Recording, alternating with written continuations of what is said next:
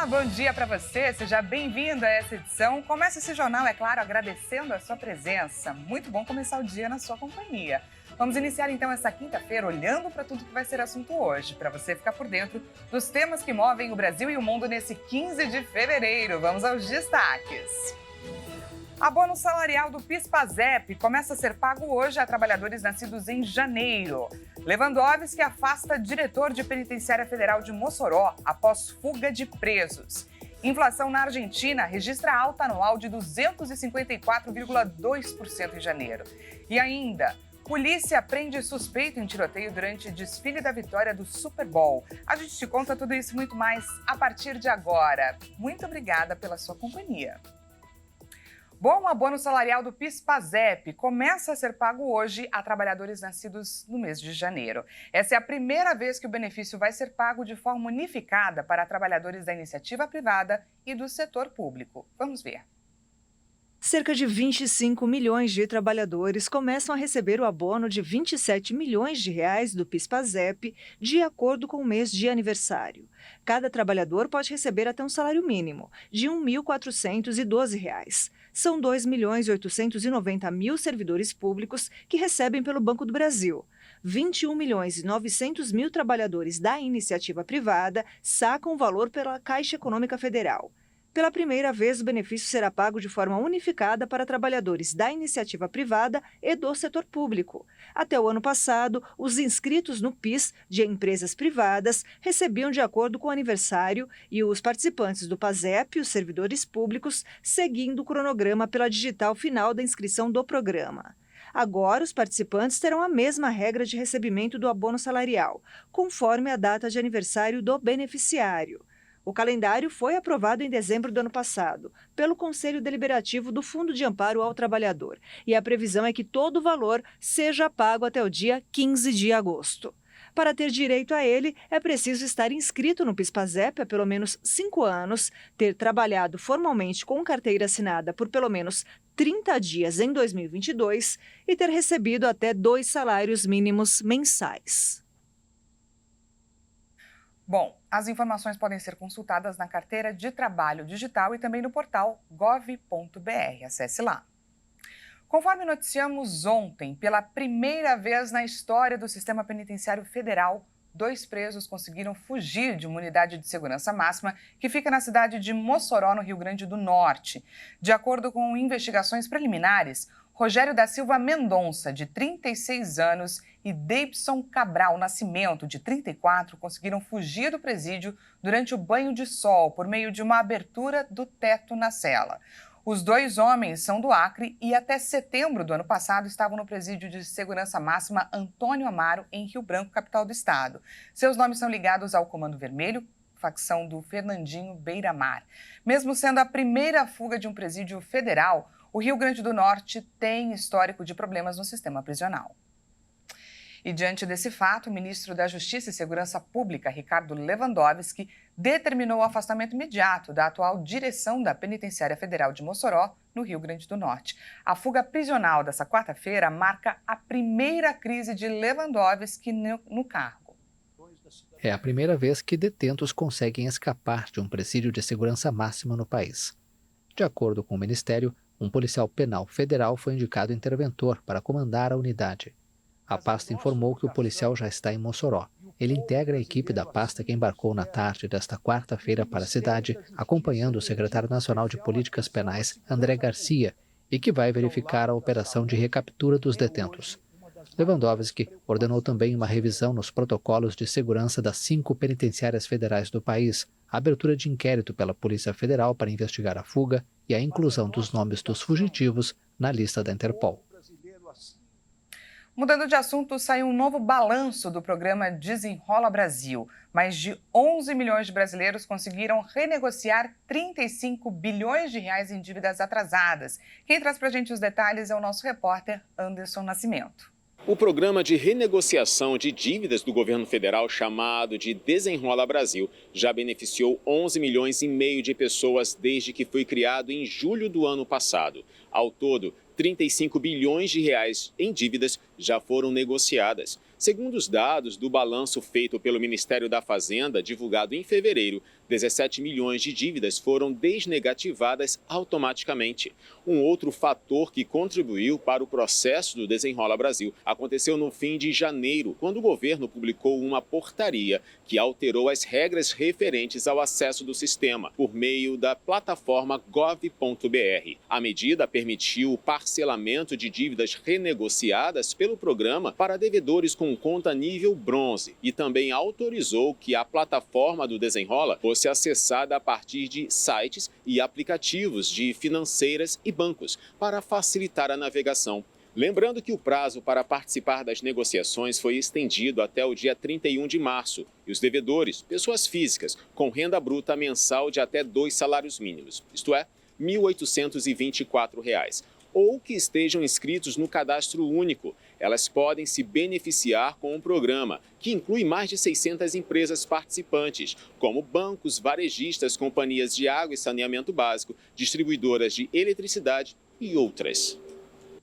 É o brasileiro conseguindo colocar isso as continhas em dia, o que é muito importante, principalmente no comecinho do ano.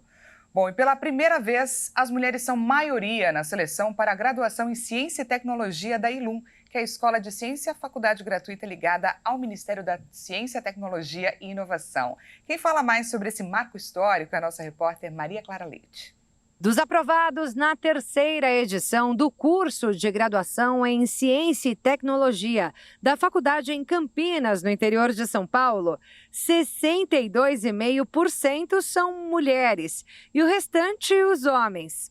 Essa é a primeira vez que o público feminino supera um masculino. Esse resultado foi muito bem avaliado por Adalberto Fázio, diretor da Faculdade Gratuita Interdisciplinar em Ciência e Tecnologia, que integra o Centro Nacional de Pesquisa em Energia e Materiais, sob supervisão do Ministério da Ciência, Tecnologia e Inovação. Sobre isso, ele disse o seguinte, abre aspas, temos visto diversas iniciativas Brasil afora para incentivar essa maior entrada de meninas nos cursos das mais diversas áreas da ciência. E essa mudança na sociedade certamente trará inúmeros benefícios a toda a comunidade científica e à sociedade de forma geral. Fecha aspas. O curso superior em Ciência e Tecnologia tem 3 anos de duração em período integral. Em 2024, a ILUM atraiu um número recorde de estudantes interessados em se tornar cientistas. Essa terceira edição do processo seletivo anual registrou quase 4.000 inscrições. 42% dos convocados são da região Sudeste, 30% do Nordeste, 15% do Centro-Oeste, 10% do Sul, 2,5% do Norte. A seleção contou com a nota do Enem, o Exame Nacional do Ensino Médio, também com uma carta de intenção do candidato e entrevistas. Metade das vagas foi reservada aos estudantes da rede pública de ensino. Essa é a nossa repórter Maria Clara Leite trazendo para a gente mais informações sobre esse marco histórico, a força das mulheres aí. Bom, e agora a gente fala sobre as fortes chuvas que atingiram as cidades da Grande São Paulo. Foram registrados alagamentos em vários pontos. Em Suzano, pelo menos uma pessoa morreu e outra está desaparecida após o carro em que estavam ser levado pela enxurrada. Itapevi, Cotia, Jandira, Carapicuíba e Itapecerica da Serra foram algumas das regiões mais afetadas pelas chuvas dos últimos dias. Desde a noite de terça-feira, o volume de chuva em Itapevi e Carapicuíba atingiram 100 milímetros de chuva. Na noite desta quarta-feira, Carapicuíba continuava com bairros ainda embaixo d'água. O volume de água foi tanto que moradores ficaram até sem transporte público. Em Itapevi, a chuva deu uma trégua durante a tarde de quarta-feira. Então, a água começou a baixar. Em Bauru, a chuva rápida foi suficiente para deixar vias alagadas.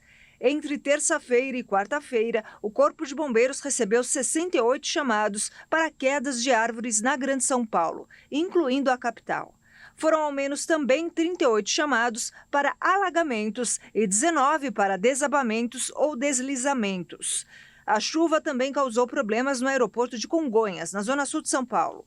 De acordo com a AENA, que administra o terminal, por decisão das companhias aéreas, houve 14 cancelamentos nesta quarta-feira entre chegadas e partidas. A AENA recomendou em nota que os passageiros entrem em contato com as companhias aéreas para verificar a situação do seu voo. Agora 8h41, a gente vai para um rápido intervalo e na volta você confere. Inflação na Argentina registra alta anual de 254,2% em janeiro.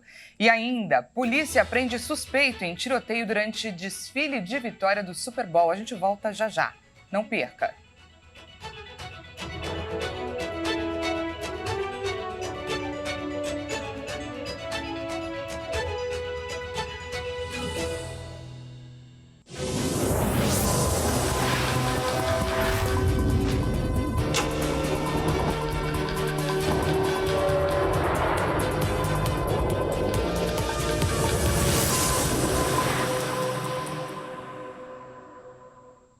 Seja bem-vindo mais uma vez, nós estamos de volta e ao vivo, 8h44 pelo horário de Brasília. Voltamos com mais destaques dessa quinta-feira para você. O preço do café da espécie robusta subiu e bateu recorde em consequência de uma crise vivida na Ásia. Não é o mais consumido no Brasil, onde o arábica tem preferência, mas como acontece em algumas misturas, o comprador não deverá demorar muito para sentir o gosto amargo dessa alta.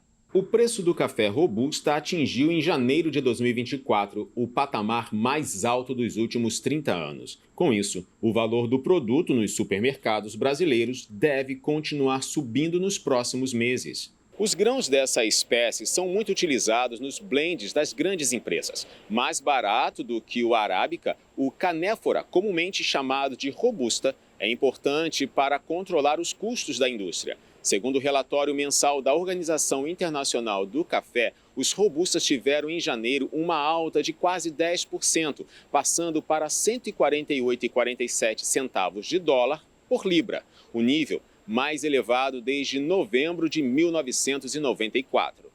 As quebras de safra na Indonésia e no Vietnã, 2 dos 3 maiores produtores desta espécie no mundo, justificam a alta de preços. No Vietnã, os comerciantes estão retendo os grãos na expectativa de preços ainda mais altos, o que tem pressionado o mercado internacional. O problema nos países asiáticos fez com que o Brasil batesse recorde de exportações em janeiro deste ano, mês no qual o país embarcou mais de 400 mil sacas de 60 quilos de café canéfora, uma alta que ultrapassa 500% em relação ao mesmo período de 2023. A produção interna, contudo, começa a dar sinais negativos. No Brasil, os grãos desta espécie registraram o maior valor real desde outubro de 2021. Com isso, o presidente da entidade que representa a indústria no Brasil reforça que essa alta deve ser sentida pelos brasileiros logo em breve. Vamos agora de destaque internacional. A inflação na Argentina fechou dezembro com alta de 25,5%. E no acumulado do ano, a taxa se mantém como uma das mais elevadas do mundo, em 254,2%. A inflação na Argentina desacelerou para 20,6% em janeiro, abaixo dos 25,5% de dezembro. Os dados foram divulgados nesta quarta-feira pelo Instituto Oficial de Estatísticas, o INDEC. Mas no período de 12 meses, o índice alcançou 254,2%, um dos mais altos do mundo. Os setores com os maiores aumentos em janeiro foram bens e serviços, transporte e comunicação. O índice de preço ao consumidor de janeiro coincidiu com as estimativas prévias feitas pelo governo de Javier Milei, que projetava em torno de 20%. Após a desvalorização de 50% do peso em dezembro, a liberação de quase todos os preços da economia e os primeiros ajustes de tarifas de transporte e serviços públicos, a inflação mensal permanece próxima ao recorde histórico de fevereiro de 1991, quando chegou a 27%. Em seus 2 meses de gestão, o governo lançou uma ambiciosa desregulamentação da economia, buscando reduzir ao mínimo o papel do Estado, baixar a inflação e alcançar a estabilidade. Milei emitiu um mega-decreto com modificações de normas e lei, incluindo um capítulo trabalhista cuja aplicação foi temporariamente suspensa pela Justiça. também enviou ao parlamento a chamada Lei Ônibus, com mais de 600 artigos, que após intensos debates com aliados e opositores, acabou fracassando no Congresso. Os Estados Unidos enfrentam uma nova e grave ameaça à segurança nacional. O alerta foi feito por membros do Comitê de Inteligência da Câmara dos Representantes nesta quarta-feira, após constatarem uma movimentação militar russa com potencial nuclear. Em um comunicado, o presidente do comitê, o republicano Michael Turner, disse ter pedido aos congressistas que revisem as informações sobre uma grave ameaça à segurança nacional, sem dar mais detalhes. Fontes não identificadas disseram à rede NBC e à CNN que se trata de uma capacidade militar russa muito preocupante. Segundo a ABC, Moscou quer colocar uma arma nuclear no espaço, possivelmente para usá-la contra satélites. Em uma carta, Turner e seu colega democrata Jim Hymes disseram aos congressistas que o comitê identificou um assunto urgente relacionado a uma capacidade militar estrangeira desestabilizadora que deve ser conhecida por todos os responsáveis políticos do Congresso. Já o presidente republicano da Câmara dos Representantes, Mike Johnson, disse que não há necessidade para alarme público. Jake Sullivan, assessor de segurança nacional da Casa Branca, expressou frustração por Turner ter divulgado isso publicamente antes de uma reunião que ele terá nesta quinta com congressistas e altos funcionários dos serviços de inteligência. A informação veio à tona enquanto o Congresso bloqueia um importante pacote de ajuda adicional para a Ucrânia, que está em guerra com a Rússia desde a invasão russa há 2 anos. A OTAN, a Aliança Militar do Ocidente, anunciou um gasto militar recorde em 2024, após ameaças do ex-presidente americano Donald Trump. Stoltenberg afirmou que este ano espera que 18 aliados gastem 2% do produto interno bruto em defesa, o que, segundo ele, será mais um número recorde, 6 vezes maior que em 2014. O anúncio do secretário-geral sobre o número de países da OTAN a atingir a meta de gastos militares responde à ameaça de Donald Trump de não defender os países em mora se reeleito presidente. No último fim de semana, em um comício de campanha, Trump sugeriu ainda que incentivará a Rússia a fazer o que quiser com esses países. A lista das 18 nações que cumprirão com a meta este ano não foi divulgada. Em 2023 foram 11. Com a guerra na Ucrânia, vários países do bloco aumentaram os investimentos militares, mas os Estados Unidos ainda pagam a maior parte do combinado. Pelo menos uma pessoa morreu e várias ficaram feridas nesta quarta-feira em um tiroteio durante o desfile da vitória do Kansas City Chiefs no Super Bowl, conquistado no último domingo. De acordo com informações da polícia, 3 pessoas foram detidas e estão sob investigação. De acordo com o Corpo de Bombeiros da cidade de Missouri, 3 dos feridos estavam em estado crítico e 5 em estado grave. A polícia disse que 2 pessoas armadas foram levadas sob custódia após o incidente, que ocorreu perto da Union State, onde momentos antes, os jogadores dos Chiefs acenaram para os torcedores. As autoridades pediram à população que deixasse a área o mais rápido possível. Os presentes correram para fugir do local, dando lugar a um final caótico para o que foi um alegre desfile da vitória. Centenas de milhares de pessoas acenaram para estrelas como o quarterback dos Chiefs, Patrick Mahomes, Travis Kelce e seus companheiros de equipe, enquanto percorriam um percurso de 3 quilômetros. Mahomes e vários jogadores dos Chiefs desceram dos ônibus para cumprimentar os torcedores de perto e tirar selfies. De acordo com a mídia local, mais de 1 milhão de pessoas eram esperadas para comemorar o 3º título da franquia na NFL em 5 temporadas, depois de vencer o San Francisco 49ers na prorrogação em Las Vegas no último domingo. E a justiça francesa condenou à prisão em apelação o ex-presidente conservador Nicolas Sarkozy pelo financiamento ilegal de sua campanha nas eleições presidenciais de 2012. O ex-mandatário de 69 anos vai evitar a prisão, uma vez que o tribunal considerou uma alternativa aos 6 meses de cumprimento obrigatório da pena de 1 ano. No entanto, sua aplicação permanecerá suspensa à espera do resultado do recurso ao Tribunal de Cassação, que a defesa anunciou pouco depois do veredito. Em setembro de 2021, a Justiça já tinha considerado Sarkozy culpado em primeira instância por ter excedido o marco legal de suas despesas de campanha eleitoral e impôs então 1 ano de prisão. 2 anos após a campanha presidencial de 2012, perdida para o socialista François Hollande, veio à tona um sistema de faturas falsas, concebido para ocultar a explosão de despesas. Ao todo, teriam sido gastos quase 43 milhões de euros, cerca de 230 milhões de reais, quando o limite legal é de 22 milhões e meio, próximo de 120 milhões de reais. Sarkozy enfrenta outros problemas com a justiça, como uma acusação de ter manipulado testemunhas e um julgamento por suspeitas de ter recebido financiamento da Líbia na campanha eleitoral de 2007. Essa edição fica por aqui, mas não antes do nosso giro. Te transporto rapidamente para um lugar que muita gente só viu por foto. Vamos ver agora Helust, uma pequena vila na Noruega com uma beleza natural que deixa várias cidades grandes para trás. Vamos dar uma olhada juntinhos. Essa pequena ilha tem uma vista que você está vendo para um enorme rio entre duas montanhas e neve que a gente vê que chama muita atenção, é uma das razões que movimenta o turismo por lá. Imagina a vista que se deve ter durante os dias ensolarados de verão. Vale destacar que essa vila possui menos de 1 km² de área, com uma população de apenas 258 habitantes. Coisa de filme, não é? Esse é mais um lugar lindo que a gente te apresenta. Eu, com certeza, vou adicionar na minha listinha dos destinos dos sonhos. E fica aqui o meu convite de todos os dias. Continue ligado na programação aqui da HIT, porque às 10 horas Juliana Dariva chega com mais informações e eu volto à 1 da tarde com o balanço das notícias da manhã e mais um lugar desse mundão para você conhecer. Até lá!